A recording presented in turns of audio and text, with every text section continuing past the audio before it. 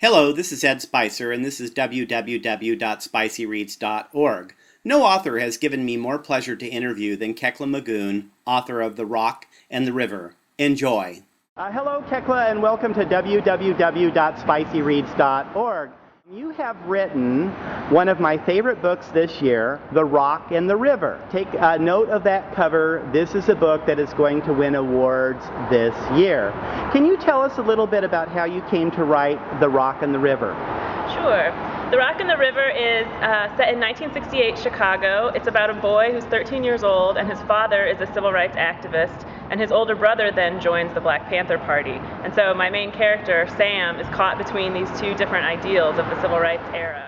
I'm very intrigued by what it might have felt like to live in the civil rights movement, to be part of that, and to be there in that time and place and have to make the kinds of decisions that people had to make when they lived in 1968. It was a time when ordinary people had to stand up for what they believe in a way that really inspired so many people and really caused people to have to commit with their lives to what they believed in. That's captured beautifully. What I first noticed about the book was the lyrical quality of the writing. I mean, there are sentences in there that just sing, but it also is a book that is heartbreaking and it will make you cry. One of the things that interests me about your book is when I started reading and realized I was reading about the Black Panther Party, it brought back to mind all of my memories of the Black Panther Party coming from a pretty racist white area in which we saw Black Panthers as just, communist devils with guns that were going to destroy the universe as we know it.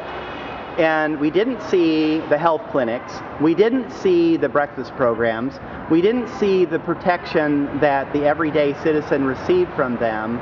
We just saw one face. And that's an organization that has story just written all over it, and I'm wondering why we haven't seen any other depictions of the Black Panther Party in literature, and I'm wondering if you could talk about that for a bit. Sure. I think the main reason why we haven't seen the Black Panther Party in literature is simply that it scares people, and I think that the historical version of the Black Panther Party has been watered down quite a bit since 1968. Between 1968 and now, it has become just a snapshot image of what the organization was. It's become black men with guns, and that's very scary. It still is very scary to people. Do you have any personal experience with the Black Panther Party? I don't, actually. I have met people who had various involvements in the party, but it was quite a while before I was born, so for me it is historical fiction, and I am really excited about the idea of imagining what it would have been like. So really the book came out of my imagination and out of my research more than out of any real personal experience that I've had. Although I have worked in black communities in New York and a little bit in Chicago, and I think that a lot of the issues that were dealt with in the civil rights movement and a lot of issues that the Black Panther Party was responding to, both on the violent side of their movement, for instance, stopping police brutality and things like that, and on the social services side of their work, where they were running health clinics and feeding programs and busing people to visit loved ones in prison, things like that. All of those issues are still at play in the black community today. So I feel that my experience as a member of the black community today has informed my ability to write the book, but I don't have any specific Black Panther stories other than the one that lives in my mind and now in this book. Tell history in school, and the way that we tell history to pass it down often is a simplified version of things, and it often is history that's told with the end game in mind.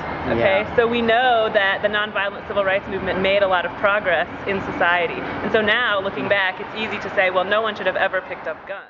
And so making that decision to go toward violence was a decision that had to be made in the moment, and I think it needs to be looked at as it was in the moment and not just how it seems looking back. What I appreciate about your book is the fact that, so often when we read history about, anyone, it doesn't have to be black or white or, any other religion or race, we tend to get this polarized, on-off switch kind of approach to how we see people.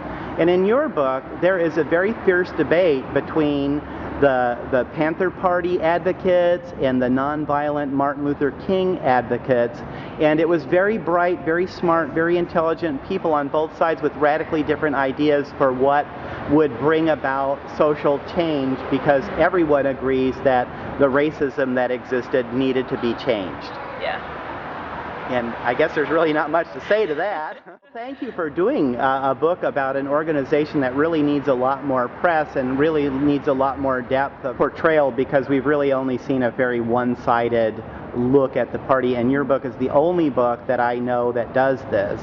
Now, it's interesting, you met some of my white students, and what worries me about your book is that some of them will tend to think that it's a book that we can only read in February.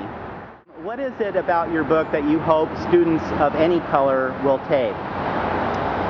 I hope that I hope that students of any color will read this book, and they should. and I hope they do. But I think that what they can take honestly from it is that this is a moment of history when ordinary people really stood up for what they believed in. And I think it's not just about race. It's something that young people of all colors need to understand about the world. There's the family breaking away, Mm-hmm. you know, deciding what your family Mm-hmm. has of value, and deciding how you're your own person. I mean, that's an essential part of it. And I think when we tell history to kids, often we talk about the heroes of history, right? We talk about the Martin Luther King and we talk about the Rosa Parks as civil rights examples. But that's true in all aspects of history, you know, from talking about all the presidents, talking about the real heroes who stood out and who made a name for themselves and who we remember in history books. But I think something you can take from this book as a young reader is that it wasn't just the big name heroes that made a difference in history. It was the individual people on the ground who had to make really difficult decisions on a daily basis. Absolutely. And so for young people today to read a book about a young person in a really, really, really socially difficult time, which I think we also now live in a socially difficult time. We sure do. And they can take from that young people can make a difference in small ways in their own community.